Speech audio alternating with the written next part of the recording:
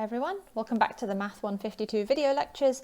It's Jessica Stockdale here again, continuing on from section 11.4 and on to section 11.5 on alternating series.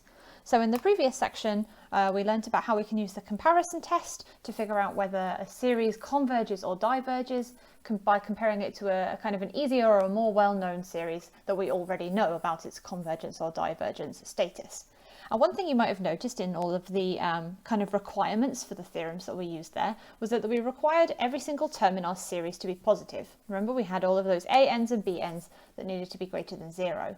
But as you can imagine, in reality, this isn't always the case. We might sometimes have series where this doesn't hold.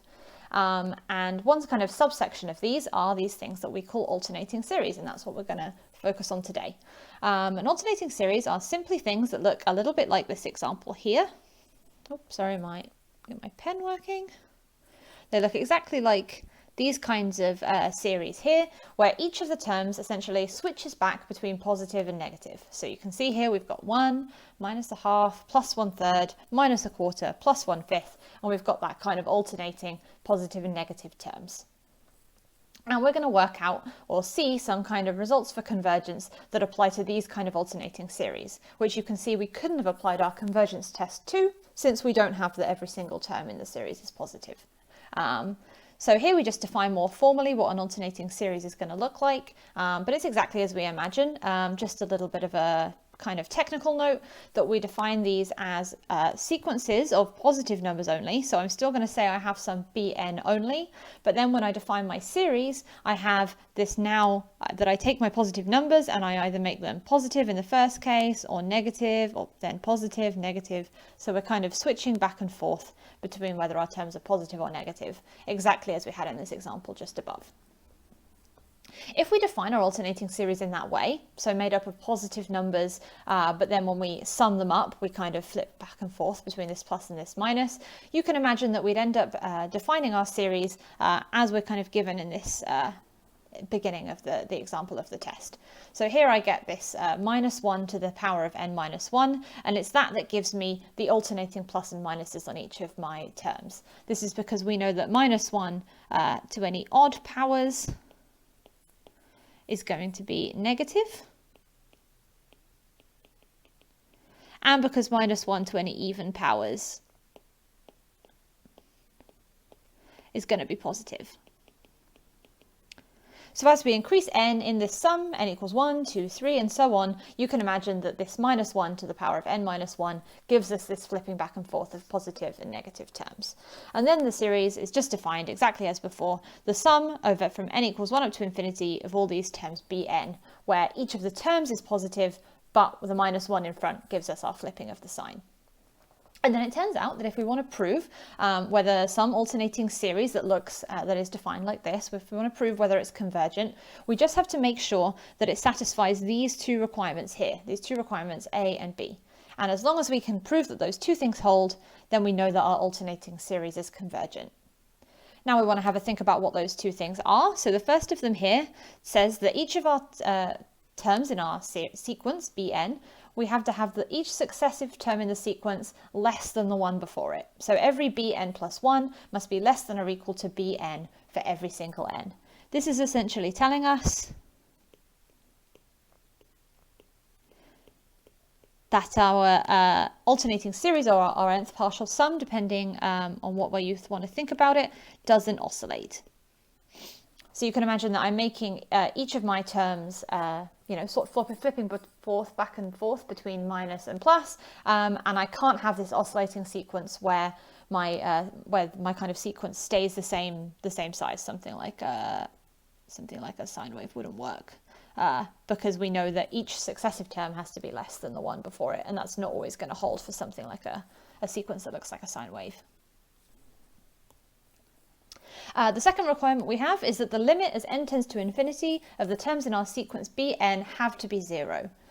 So if I put those two requirements together, maybe that makes a little bit more sense. If I wanted to draw a little picture of what my -1 to the n minus 1 times bn looks like as I increase n, that's telling me that, well, I know it's going to flick back and forth across the x-axis because I've got these minuses and these pluses in front of it. But what these two results tell me is that I can't have an oscillating sequence, so the size of my kind of flipping back and forth needs to be decreasing with time. So it's going to need to look a little bit like this. And the second part of the result tells us, this part B tells us that the limit of our sequence, Bn, needs to be 0. So essentially I need to be flicking back and forth across the x-axis, getting closer and closer to it, and eventually having limit 0, like this little diagram that I've just drawn right here. And it turns out that if we can prove these two kind of requirements, A and B, for any alternating series, then we can be confident that it's convergent. So a lot of the rest of this chapter is just going to be doing a couple of little examples of that to get used to the process of proving these things. And much like our convergence test, it's kind of just going through each of these steps, proving each of these requirements, and then eventually we can conclude convergence at the end. So the first example we'll take a look at is this one here, example 5, where we're asked to test if the sum from n equals 1 up to infinity of minus 1 to the n plus 1 over n is convergent or divergent. So first I want to have a little look at the structure of this series that we've been given. The first thing I want to note is that in the definition here of our alternating series test, we had a minus 1 to the power of n minus 1.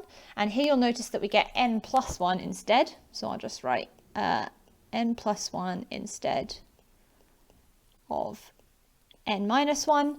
But the kind of result of this is that there is no difference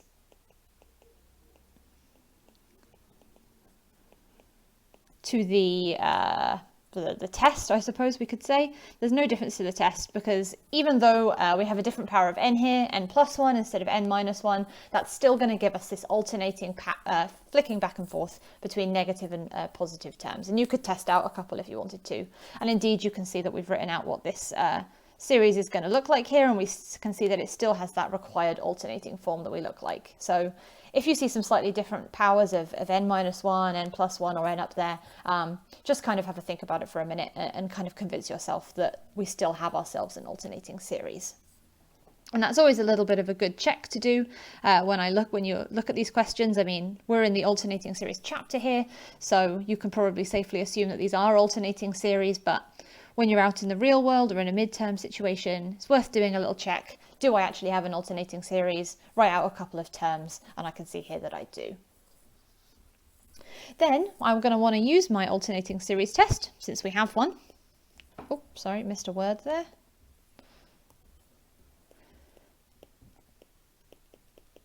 We're going to use the alternating series test to try and prove this convergence or divergence.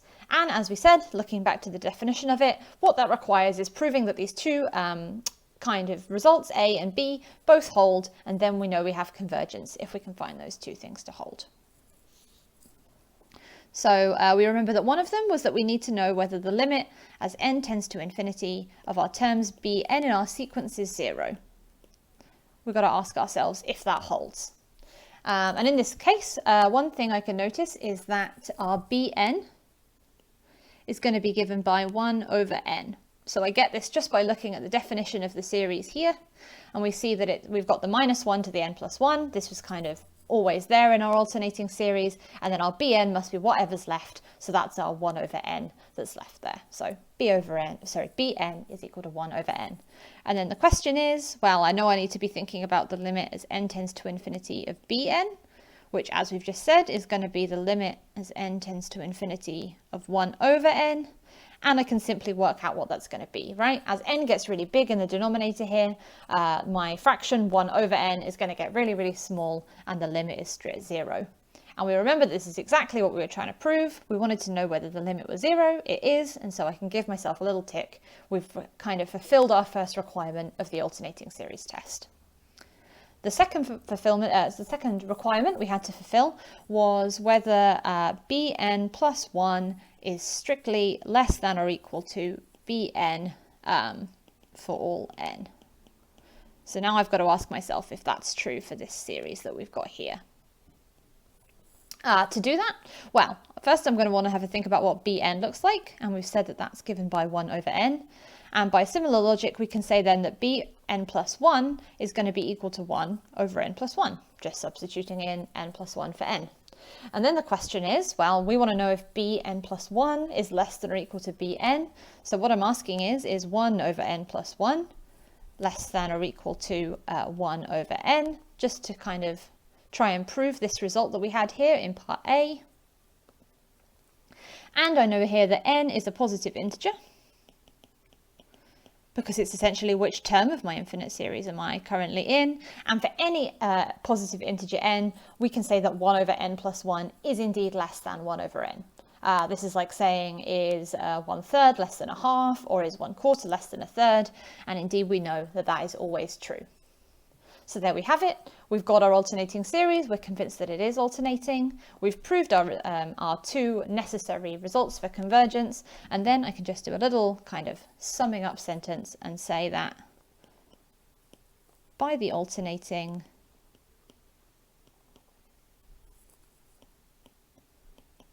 series test,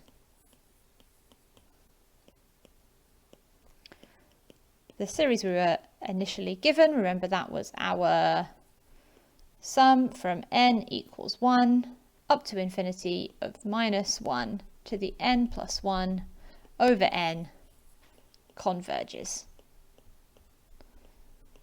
So it's always going to be that process. Convince ourselves that if our series is convergent, is alternating or not. Try and prove our first result, our Bn plus 1 less than or equal to Bn. Try and prove our second requirement, that the limit as n tends to infinity of Bn is 0. And if we have all those things holding, then we know our alternating series is convergent. So we're going to carry on now with a couple more examples, and in particular we're going to begin with this example A here, where we're asked to test the following series for for convergence. We've got the sum from n equals 1 up to infinity of minus 1 to the n times n squared over n squared plus 2n plus 1. And this equation doesn't look quite as nice as our previous one, a little bit more complicated, but nonetheless we can carry on through the same steps of testing this for convergence. So the first question is whether indeed this is an alternating series, and we can see that in that case that is true.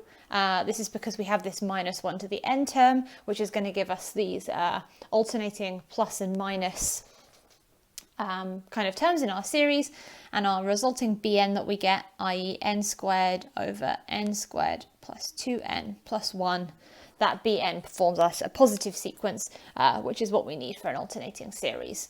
We note here that we have a minus 1 to the power n, unlike the minus 1 to the power n plus 1 or n minus 1 in the previous examples. And again, this is fine. It still gives us that alternating behavior. It's just the only difference is when we have minus 1 to the n, the first term, when n equals 1, will give us a negative term in our series, and the second one will be positive rather than it being the other way around before. But we still have that same alternating behavior. So then the question is, do we fulfill those two requirements for the test for convergence? The first of which we remember being that we would need the limit as n tends to infinity of Bn to be 0. So we can explore what that is here, and you can see that that gives us the limit as n tends to infinity of n squared over n squared plus 2n plus 1. And then I just need to think in this expression what's going to happen as n gets really big, and we can see in that situation that the limit of this expression is 1. If you wanted to convince yourself of that a little bit more, we often divide through by the highest power in these kind of fractions when we're working out the limit. So if we did that, divided through by n squared, we would get 1 over 1 plus 2 over n plus 1 over n squared. And you can see in that, as we let n tend to infinity, the 2 over n and the 1 over n squared are both going to tend to 0, and our limit is indeed 1. So what does this mean for us here? Well, we now know that the limit as n tends to infinity of Bn is not equal to 0.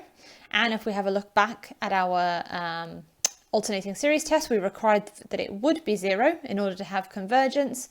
And so our convergence test has failed here. So we are not able to show that this series is convergent. Indeed, we're not going to go through the full calculations here, but if you remember the divergence test, the test for divergence from section 11.2, you could actually use that in this case to prove that this series is divergent. So I'm just going to say divergent by the test for divergence. So you could test that out in full if you want to, and I'm just will refer you back to section 11.2 to take a look at that if you like. So indeed, we've just a little example there of one of these kind of series, alternating series, where we don't necessarily have convergence being true. The second example we can take a look at here, it's asking us to think or test for convergence this new series, the sum from n equals 1 up to infinity of minus 1 to the n times pi by 2 minus arctan of n. So another slightly trickier looking one in that it's got this arctan in there, but we can continue regardless. So first, do we have ourselves an alternating series? I believe yes we do. This is because we've got the minus 1 to the n, which is giving us this alternating positive and negative terms in our series, but we've also got bn equal to the rest of it, this pi by 2 minus arctan of n. And for the purpose of this question, we'll draw a little sketch to remind ourselves of what arctan looks like, and I believe it looks a little bit like this, with asymptotes at pi by 2 and minus pi by 2. So one thing we can see there that the biggest arctan can be is pi by 2, is pi by 2, the smallest it can be is minus pi by 2, so every single n that I put in my expression for bn is going to be positive, and so I do fulfill my requirement of an alternating series. Then I've got to think about the two things that we need to prove. So first we're going to look at the limit as n tends to infinity of our bn, i.e. we've said in this case the limit as n tends to infinity of pi by 2 minus arctan of n. And if we have a look at what value that limit's going to take, so essentially I look at my little sketch over here and I think what happens as n gets really, really large, and you can see then that my value of arctan of n is tending to pi by 2. So I then have the limit as being pi by 2 minus pi by 2, and the limit's going to be 0. And that's exactly what we wanted to see, right, for convergence. We've got our limit as n tends to infinity of bn being 0. Then I've just got the second thing to test out, and that is the question, is my bn plus 1 less than or equal to bn for all n? Essentially here then I'm asking, is pi by 2 minus arctan n plus 1, i.e. that's my bn plus 1, I just substitute in n plus 1 for n, is that less than or equal to pi by 2 minus arctan of n? That's the thing I need to check. Sorry, running out of space a little bit there. Or if you could imagine that I can eliminate pi by 2 from both sides of this expression, and what I'm asking is arctan n plus 1 greater than arctan of n?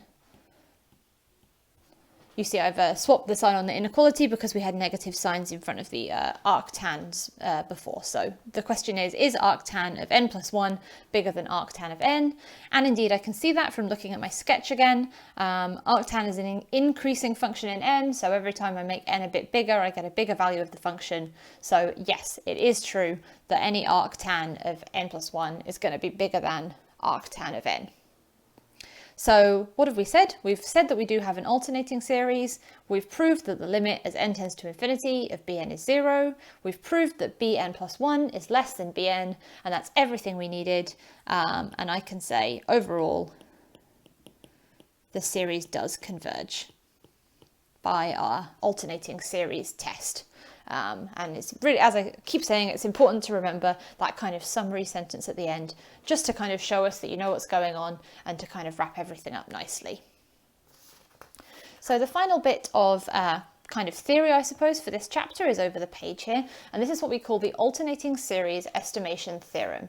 And there's a couple of little bits to kind of break down in this definition, so we'll get to that now. So the first bit of the theorem definition basically tells us that we've got some alternating series defined as we had before, and we're going to label it some letter S, just to give it a name. And we're going to make some kind of claim about S, but in order for this to be true, we need to have these two constraints being kind of holding, I suppose. So in order for our result here to hold, we need to have all of our terms be in the sequence Bn be positive. We need to have Bn plus 1 strictly less than or equal to Bn, and we need to have this limit as n tends to infinity of Bn be 0. And indeed, this is exactly what we've just been seeing. Basically, these two requirements here are what we need to say that a series converges. So now the setup for our theorem is we've got some alternating series, we know it's convergent, and we've labelled it some S. And it turns out that we can use this kind of alternating series approach that we've seen to think about the error in using nth partial sums to represent sums of alternating series. So what this last line of the result is telling us is that this absolute value of S minus Sn, we label that something called Rn. And I think you saw something a little bit similar to this in one of the other chapters. So here Rn is going to be the remainder, or you could think of it as an error, I suppose, when approximating, ran out of space, when approximating S with the nth partial sum, Sn. So you remember when we learnt about series, it can be difficult to think about infinite sums of infinite series are S, and so we often approximate them with these nth partial sums Sn.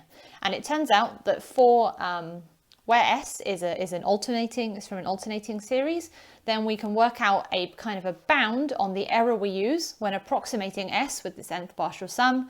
And as long as all of these things are met, we can say that the error must be strictly less than or equal to Bn plus 1, i.e. the n plus 1th term in our sequence.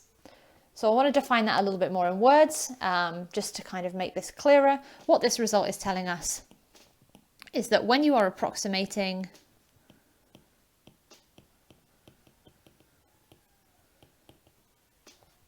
the sum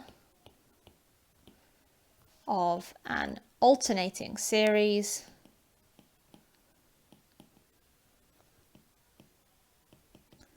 that's our S here, the most you could say out by, or the most you are wrong by, is the absolute value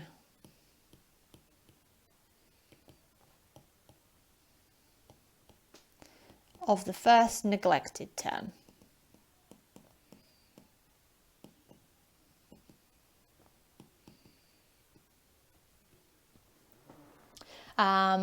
So just to sum that up a little bit more, all the beginning of this theorem is telling us is that we need to have an alternating series and it needs to converge. And if that is true, then when we use the nth partial sum to approximate the alternating series, the most we can ever be wrong by, the biggest error we can have, is given by this Bn plus 1, the first the first neglected term in the sum. So we're doing the nth partial sum, and the n plus 1th term in the sequence is the biggest our error can ever be. I want to make a little bit of a kind of underline over here. I think it can be tempting sometimes to use this result, or to try and use this result when we don't have alternating series, but please remember that this does only hold for alternating series. And indeed there's a little proof of this in the textbook, you could look it up if you want, but the reason that this theorem works is because of the alternating series test that we've just learnt. So now we can, if ever we're wanting to work out the nth partial sum, in order to estimate the sum of an alternating series, we can use this kind of error bound here, this remainder expression, to work out what the error is in our calculation. And the final example of the section here does exactly that. So here we're asked to use the fact that we can express 1 over e as this alternating series here, 1 minus 1 over 1 factorial plus 1 over 2 factorial, and so on and so forth, to compute 1 over e to 4 decimal places. And it might seem a little bit like this is not connected to that error at first, but we'll have a work through to kind of see where that connection comes from. So this uses that kind of interesting result, and this relates to something we saw in section 11.2 as well. And remember we saw one of these kind of series that worked out to be E. So you can imagine here that I can write this alternating series as the sum from n equals 0 up to infinity of minus 1 to the n times 1 over n factorial. The minus 1 to the n here is going to give me these alternating pluses and minuses. I need to have an n factorial on the bottom, and in particular my sum needs to start at n equals 0, because you note that my first term here is just 1, which is essentially 1 over 0 factorial, but 0 factorial is just 1, so we just write it without that on there. So hopefully you all agree with me that this is the way in kind of sum notation we can write this expression. And we can actually use this to calculate irrational functions such as this 1 over e that we've been given in the question. But in order to use the alternating series estimation theorem, you know that we need a convergent series. So the first thing to check, and I'll just do a little line here so you know that this was not part of the question. The first part here is to consider whether this expression for 1 over e is indeed convergent. So we've said, we can see from the definition up here that this is an alternating series. We have positive terms bn being 1 over n factorial, and we have our minus 1 to the n, which gives us the alternating plus and minuses. And so what remains to check is, do we have bn plus 1 less than bn? So we know that bn here is going to be 1 over n factorial. We know that bn plus 1 is going to be 1 over n plus 1 factorial.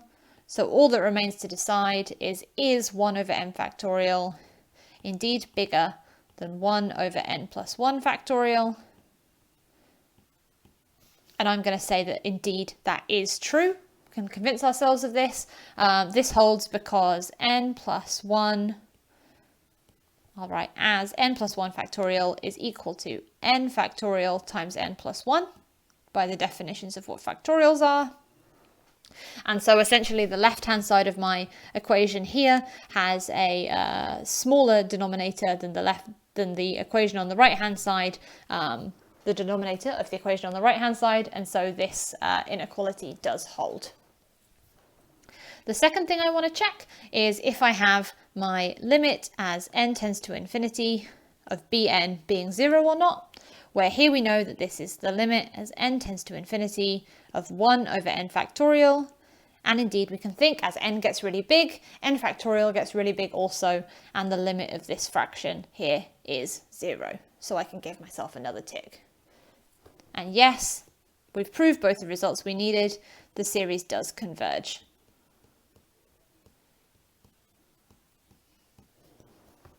Now we need to start thinking about this error result and how we're going to bring that into what we're doing. Now the first thing I want to notice is that we are asked to compute e to the minus 1 to 4 decimal places here. So what that's telling me is that the error in the answer I need to give, if I want to work out the 1 over e with its nth partial sums, my error is going to need to be less than 0.0001. Simply because I'm asked to give my answer to 4 decimal places. So if it's anything more than 0.00001, sorry, too many noughts, 0.0001, if my error is any bigger than that, then I'm not going to have the right answer. It's not going to be correct to 4 decimal places. So I can already say that about my error. And what I'm going to want to do is give the value of this alternating series here that we've got in the question. I'm going to want to approximate it by its nth partial sum here, where my error is going to need to be less than that value we just calculated. And we know that nth partial sum in this case is going to be given by, say, the sum from I up to n of our minus 1 to the I times bi. Whereas we've said bi is 1 over I factorial. So what that's going to require is that my bi, or my bn, whichever index I want to use, i.e. my 1 over n factorial, is going to need to be strictly less than my error 0.0001. This is using this estimation theorem that we have at the top of the page to work out this kind of bound. What n am I going to need to use for my bound to be less than 0.0001? I can rearrange to solve this. So this is going to give me, if I take 1 over this, I'm going to need n factorial to be bigger than 1 over 0.0001, i.e. 10,000. And you could test a couple of values of n factorial to find you at what point n factorial becomes above 10,000. Hopefully you'll believe me when I say here that 7 factorial is 5,040 and 8 factorial is 40,320. I don't expect you to know that off the top of your head. I have worked that out. So here we're going to need, in order for n factorial to be bigger than 10,000, we're going to need n to be bigger than 7. So in order to get an estimate of e to the minus 1, which is correct to at 4 decimal places, I'm going to need to choose the next n bigger than my error bound. I am going to need to choose n equal to 8. And in this case, I would simply approximate my e to the minus 1 to be roughly equal to the 8th partial sum now. So that's the sum from I equals 1 up to, up to 8. Let's rewrite that because it's a bit messy. The sum from I equals 1 up to 8 of our minus 1 to the I times 1 over I factorial. I always run out of page space at the bottom of these pages, sorry about that. The sum from I equals 1 to 8 of minus 1 to the I times 1 over I factorial. So essentially I'm taking the 8th partial sum of my absolute series that we began. This is because I know that that n is going to give me error less than the bound we were asked for. So if you had time and a kind of calculator here, you could essentially just fill in these numbers up to the 8th term. So you're going to be wanting minus 1 to the 1 times 1 over 1 factorial plus minus 1 squared times 1 over 2 factorial plus all the way up to minus 1 to the 8 times 1 over 8 factorial. And if you worked that out, that would give you a very close approximation to e to the minus 1. So hopefully that's all clear. Yeah, and thank you very much for listening, and we'll be back with the next section soon.